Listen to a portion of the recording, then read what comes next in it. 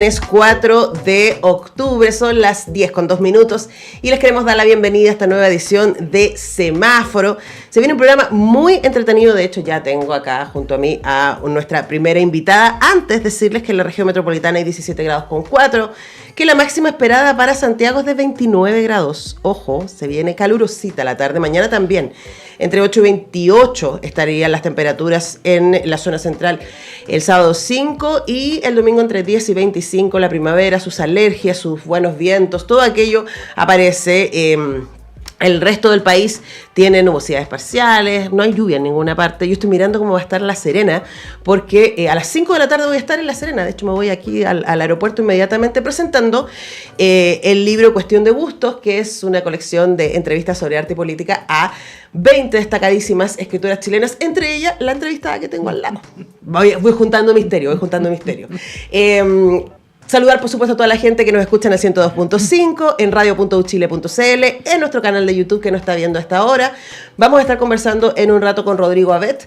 Ustedes saben que la idea de bienestar es muy importante para este programa, así que vamos a estar hablando de entrenamiento de primavera y más, pero antes vamos a estar hablando con la Premio Nacional de Literatura, destacadísima académica y escritora Diamela El Tit. Diamela, ¿cómo estás? Hola, ¿cómo estás? Me puse estás? nerviosa, ¿viste? No te preocupes, es que tengo un nombre un poco extraño. Diamela, he estado pensando toda la semana en que voy a hablar contigo, pensando también que me va a tocar entrevistar a escritores internacionales en Puerto Ideas a mediados de noviembre. Y una de las preguntas que está como alrededor de esas entrevistas, voy a estar con Gabriela Wiener, con Leila Guerreiro, es el rol de las y los intelectuales hoy día. Y tu libro Laberintos, escrito sobre literatura, feminismo y política, que fue recientemente editado por Seix Barral, que tiene toda la colección de Diamela El Tit, hace esa reflexión. ¿Cuál es el rol de la intelectualidad, de la literatura? En este momento yo quería que partiéramos por esa pregunta.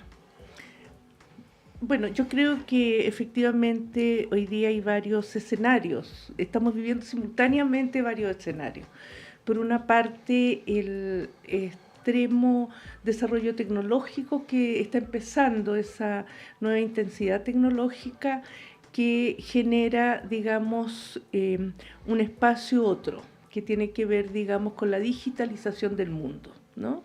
Y ahí también, en esa digitalización del mundo, efectivamente está el capitalismo en línea, ¿no? Porque no es solamente, no es inocente, y ya sabemos quiénes son los dueños del mundo digital. Entonces, ese es un escenario. Ese escenario también está gobernado y manejado por el neoliberalismo, donde se construyen, por ejemplo, yoes y una permanente vigilancia a través de las redes, ¿no?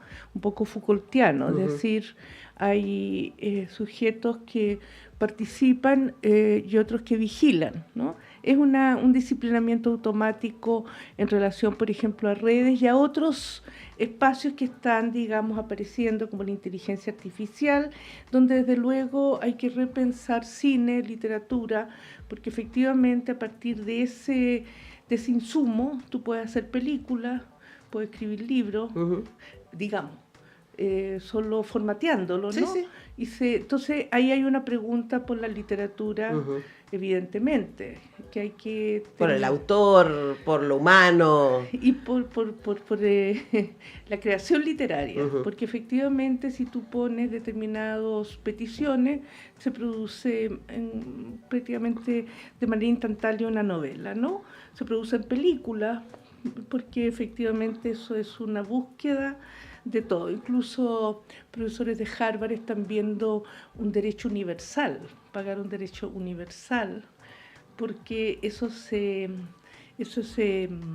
voraz, saca todo lo que hay. Todo lo que hay en Internet. De hecho, hoy día uno le podría pedir a una inteligencia artificial que bajo ciertos parámetros me escribiera una novela a lo Diamela El Tit. Sí. Incluso con el estilo. Sí, eso tú lo programas, ¿no? Es como, es una programa más dentro de, solo que va a un lado que no sabemos cuánto va a permear, ¿no? Cuánto va a permear y qué tipo de controles podría haber. Yo creo que no es muy difícil por el control.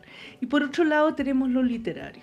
Y lo literario, la tradición literaria, que está bastante rota ahora porque cuando sacaron literatura de la secundaria y pusieron comunicación y lenguaje, rompieron los ciclos, ¿no?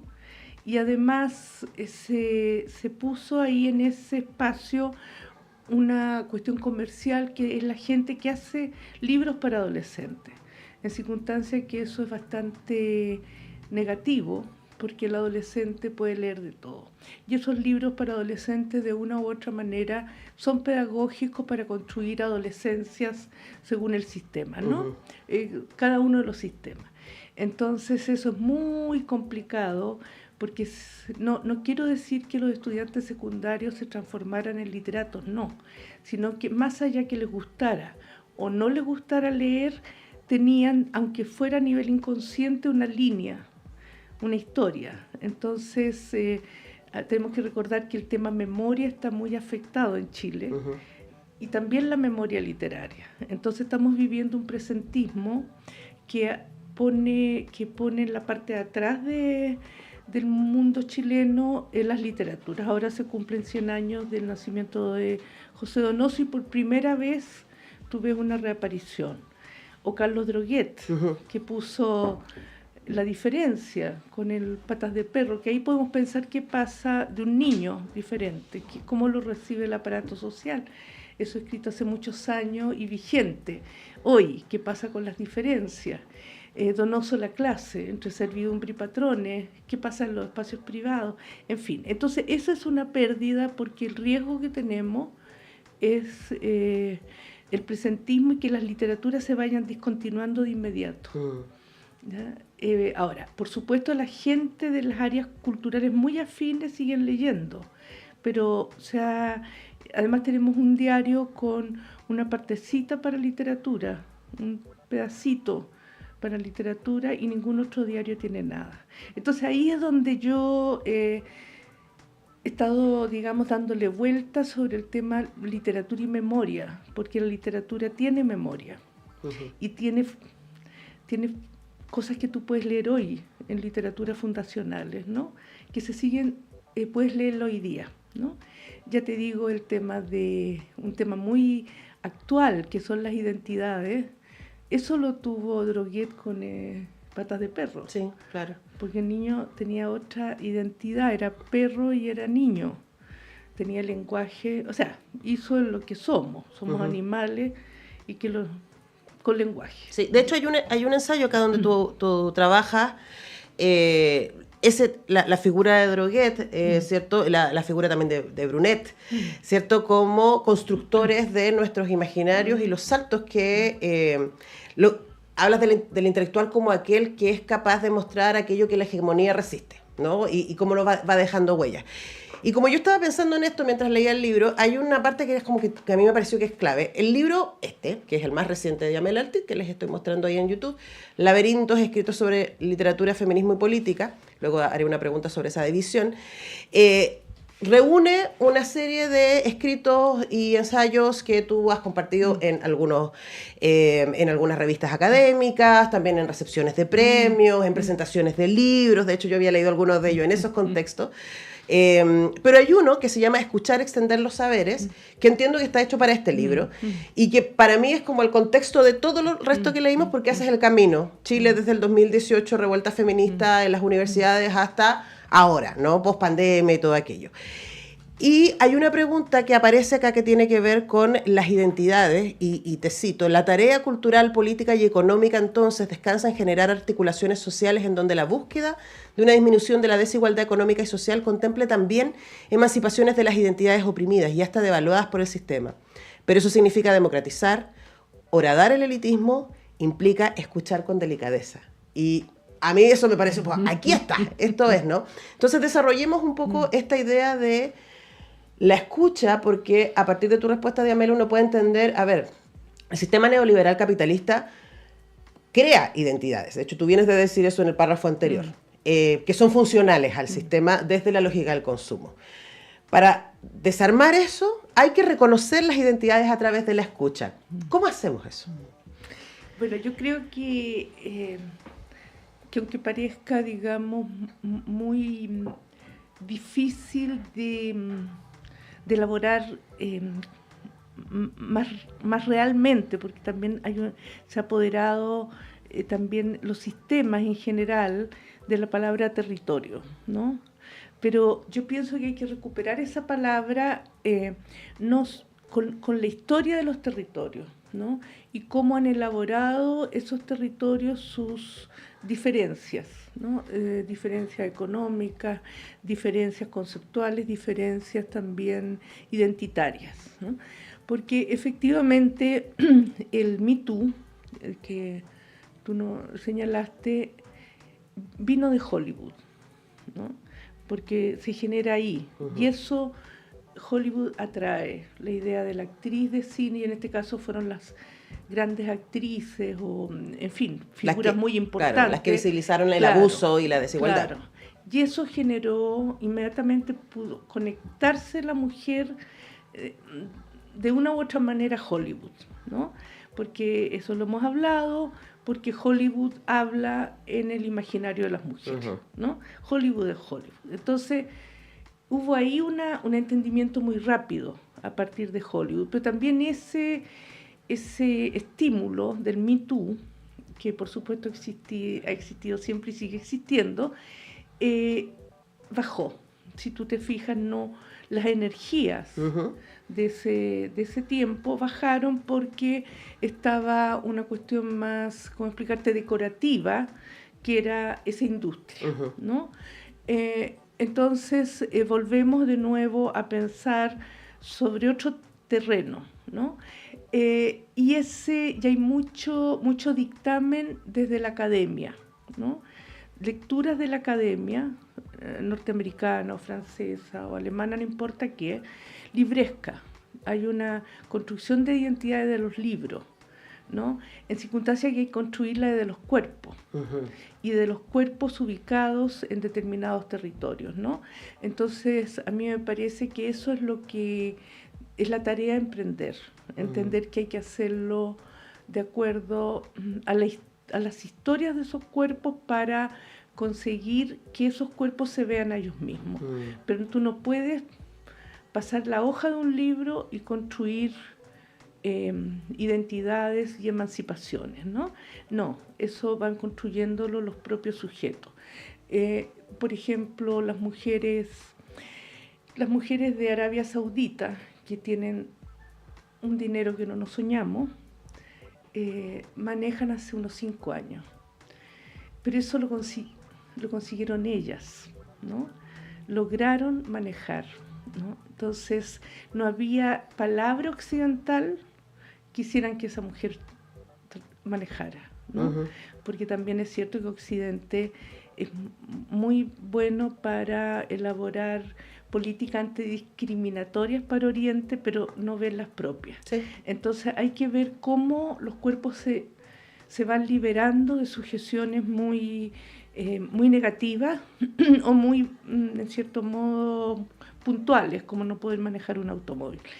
Entonces yo pienso que hay que esperar, por eso me resultó, porque hay ciertas cuestiones que las identidades las unen, por ejemplo el LGT, etcétera, y más.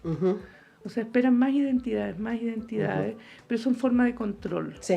Porque al interior de cada una hay diferencias. No es lo mismo una lesbiana de la alta burguesía que una lesbiana de una periferia, ¿no? Son distintas las miradas y las posibilidades que tiene cada una de ellas de transitar su realidad, ¿no? Entonces hay que pensar eso más finamente.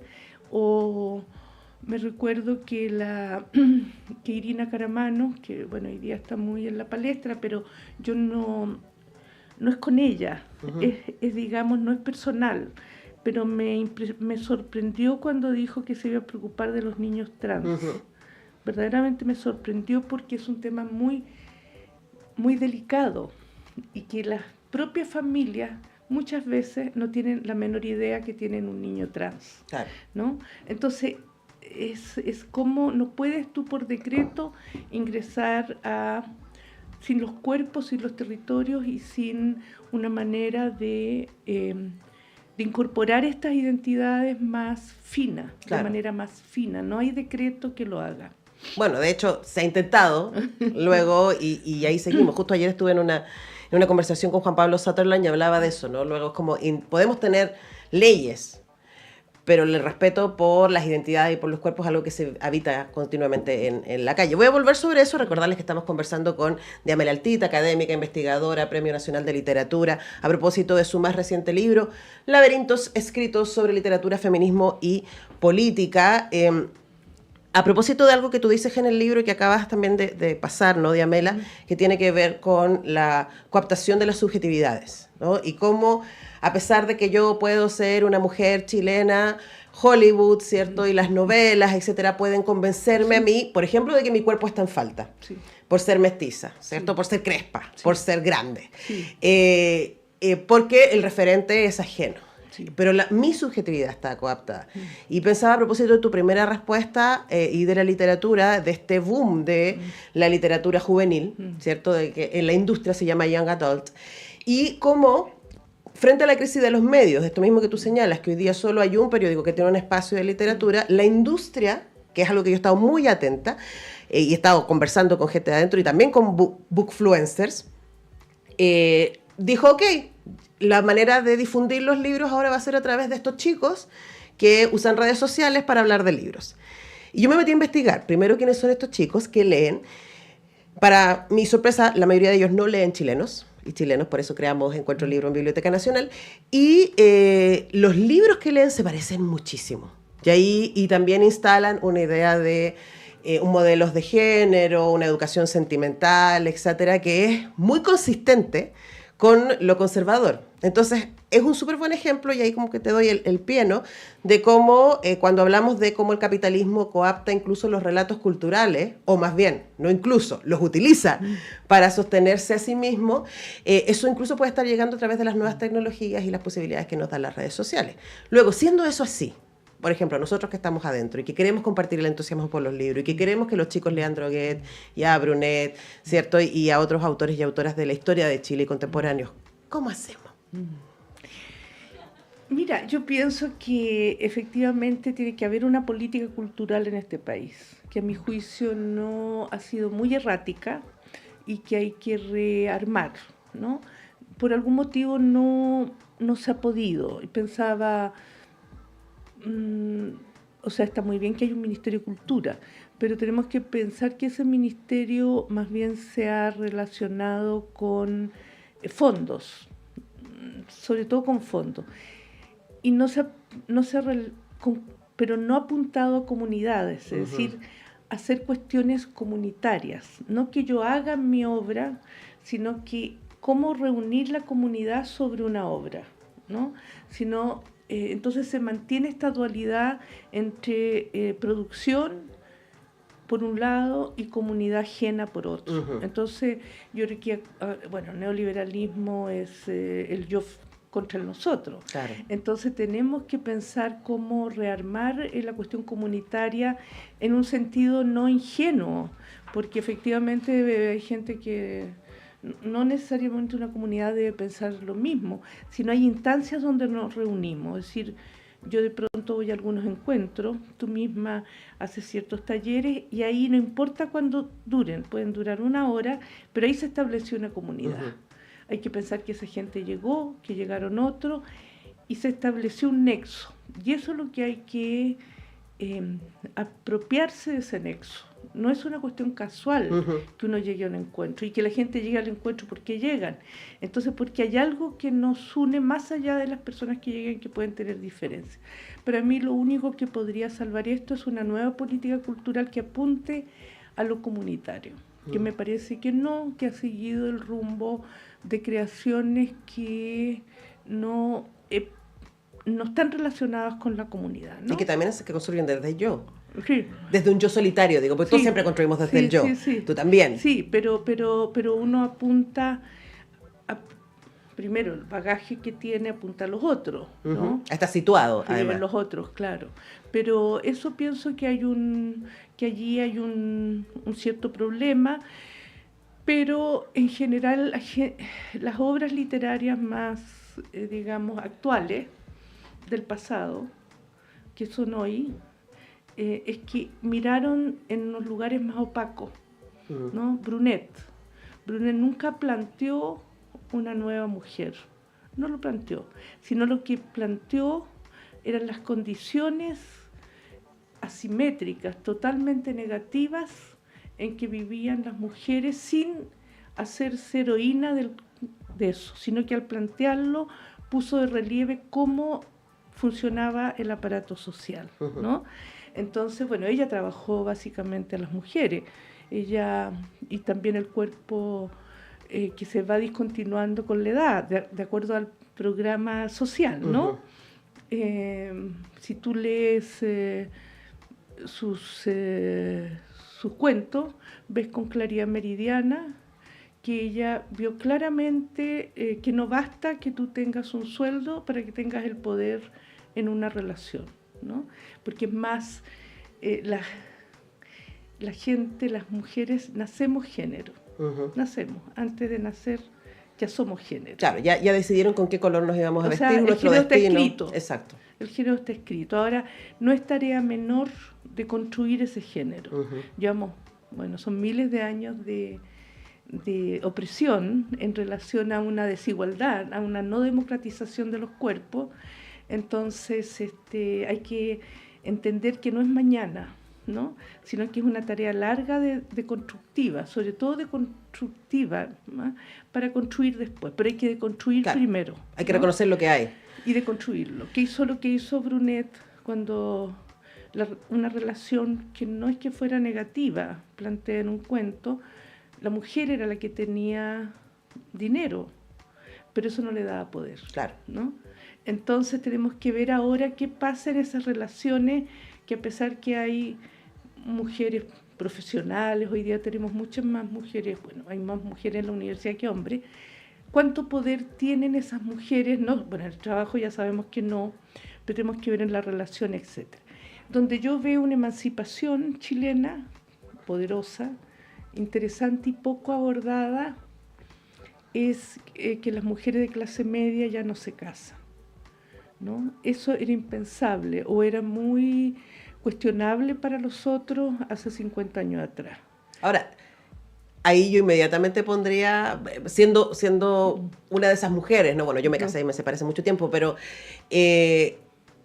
también tiene que ver con la disparidad de género y esta crisis frente a la otredad, ¿no? Porque este avance poderoso de las mujeres y esta idea de conciencia frente a la desigualdad también ha generado, y también la crisis del capitalismo ha generado en los hombres también un tema identitario muy profundo que hace que la idea de emparejarse, o sea, de encontrar una pareja, un par, hoy día esté muy difícil porque estamos en lugares muy desequilibrados para las parejas heterosexuales, por lo menos.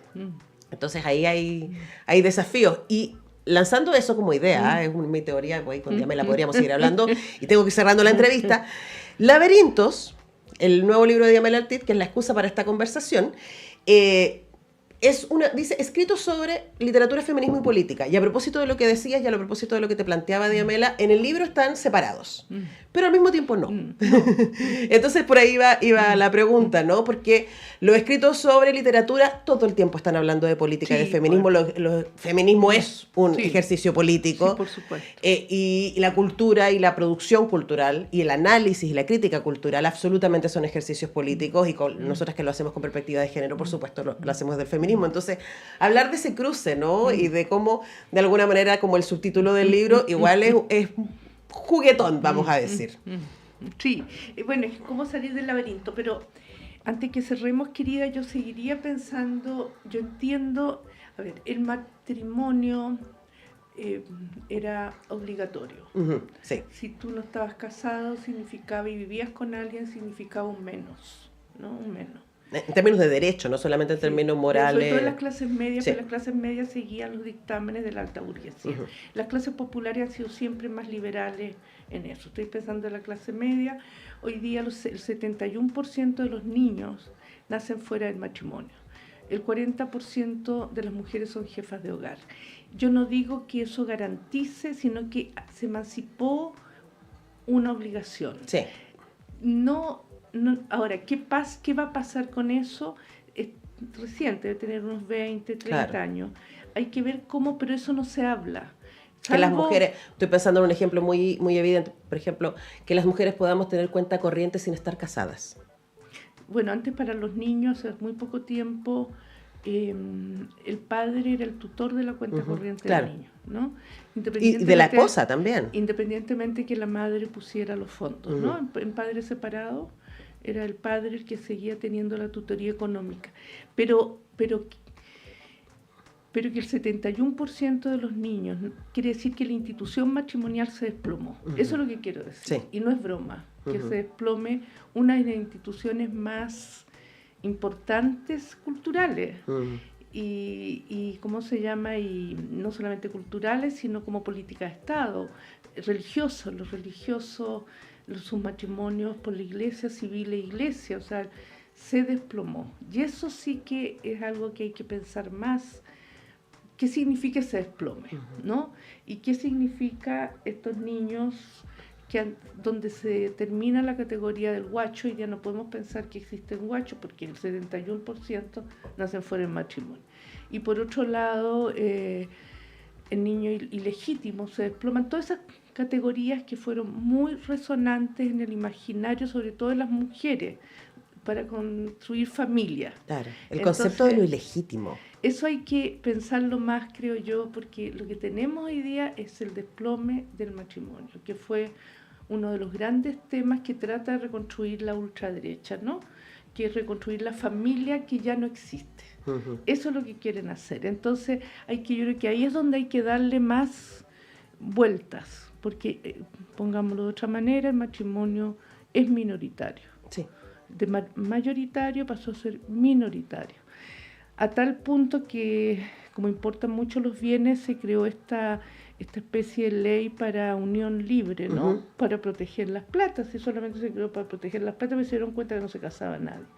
Entonces hay que ver eso. Yo creo que ahí tenemos que apuntar más fuertemente para pensar, digamos, que yo creo que la que más se emancipa ahí es la mujer, no el hombre, la mujer, al no casarse. Por la relación de poder. No quiere decir que no siga cautiva, porque está construido en un género que la castiga, ¿no? Exacto. Está construido en un género que la castiga, pero ahí se produjo algo que no se ha pensado con la suficiente énfasis, pues yo creo que la mujer ahí tiene una oportunidad de repensarse. Oye, bueno, yo me quedé con 1000 cosas para pensar solo leyendo el libro. Ahora conversando con Diamela Altit ya tengo la cabeza explotada. Son las 10:30, tengo que dejar ir a Diamela y tengo que ir a la pausa. Diamela Altit, tantas gracias por venir a la radio y conversar conmigo. Muchas gracias por la invitación y gracias por ver ese libro. Nosotros tenemos que ir a la pausa y ya regresamos.